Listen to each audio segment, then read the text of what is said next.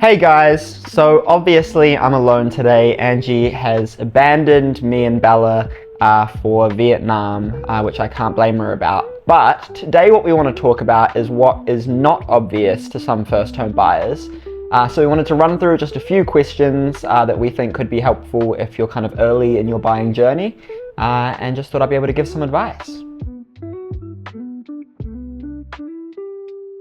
So in terms of suburbs to be looking in, there's some really great prices out Johnsonville way, kind of in that Johnsonville, Newlands, Broadmeadows, Tawa area.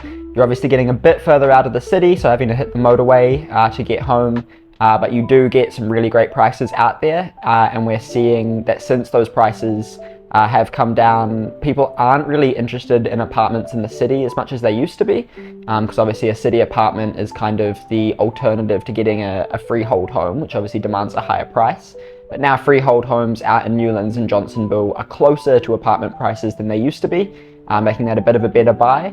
But if you are looking to purchase in the city, there's still some really great prices around the place. I think Kelburn and Brooklyn can be really interesting places to look at, and obviously places like Miramar and Kilburney often have some great value out there. I mean, every agent and agency is kind of using different pricing methods. So you might see asking prices out there, you might see BEOs or buyer inquiry over, or you might see a lot of properties that just have the RV on them. To start with RV, places are going above and below RV. A lot of people put more weight into RV than they should. The RV is simply what your rates are based on, and it doesn't involve any kind of visit to the property to value it. It's just an algorithm that puts together a rough sense of value so that your rates can be worked out on. So don't look at RVs as an actual price. They're merely just an indication. In terms of BEOs, again, I mean, it's so dependent on the property. Obviously, a vendor is always looking for a price over a BEO. That's why it's called a buyer inquiry over. But that doesn't always mean things are selling for above. So I guess my best advice would be to put an offer in wherever you see the value. Comparable sales are super accessible now, so you can hop on Homes. There's a few websites where you can have a look at, where things are selling in the area, have a look at what's similar about them, what's different, and then from there, come up with whatever value you think is fair, and then put that in an offer, because you never know.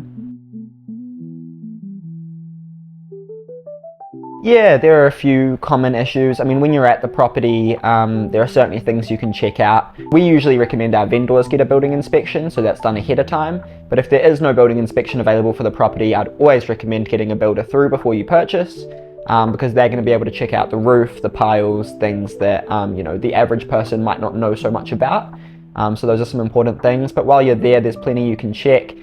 Checking, behind curtains, if there's any kind of mold or sort of water build-up issues, can often be behind curtains. Also, in properties that are staged or furnished, it can be worth looking behind furniture and under rugs and things like that. It can seem a little bit extreme, and you probably don't want to do it in an open home. But if you're really interested in a place, you've seen it at the first open home, it might be worth asking the agent for a private viewing, and then you can look at things a bit more closely. So the initial money that you're going to be putting forward is the deposit that's set out in the contract. And as standard in the sale and purchase agreement, it's set at 10%, but this can be lower or higher. Your bank will require a different amount, often 20% for an owner-occupied home and 30 to 40% for an investment property. So that's going to be the large chunk of money. Obviously, there are plenty of other expenses involved in a transaction. So you've got lawyer fees, you're going to want them to check over the contract. They're obviously going to do the conveyancing and the legal side of the transaction.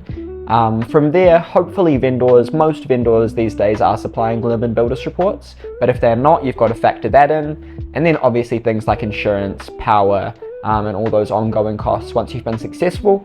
But in terms of before you settle on the property, it's mostly just the lawyer fees and your deposit. Yeah, so the first home buyer segment of the market is still really competitive. So we're seeing multiple offers on well-priced kind of sub-$1 million homes. So still a lot of activity going on there. The further up you go in price, the less competitive it is. And again, it's so dependent on the property. We recently sold, we actually have under offer a property in Roseneath. and a property like that was super popular, had a lot of groups through because it was so unique and beautiful. But yeah, the interest level is definitely getting slower the higher up in price you go. So going back to my previous point about how comparable sales are really accessible these days. It used to be something that agents kind of had tucked up their sleeve and you'd have to reach out to the agent to kind of find out what's been selling in the area. These days, all that information is findable. So it's worth hopping on Homes or hopping on whatever portal you like and just looking at what's been selling in the area. And then once you've got sort of a rough sense of that, just go a little bit deeper into, what's the difference in parking? Does it have a view?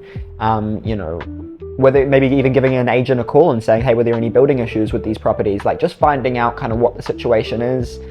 Sometimes you'll see a sale and the price will make no sense to you, but it may have been a water ingress issue or some piling work to be done and things like that. So just diving a little bit deeper into the comparable sales, but definitely getting a good general sense of, how close are things selling to RV in the market, or, what are the general prices for a place of that size with that many bedrooms, things like that.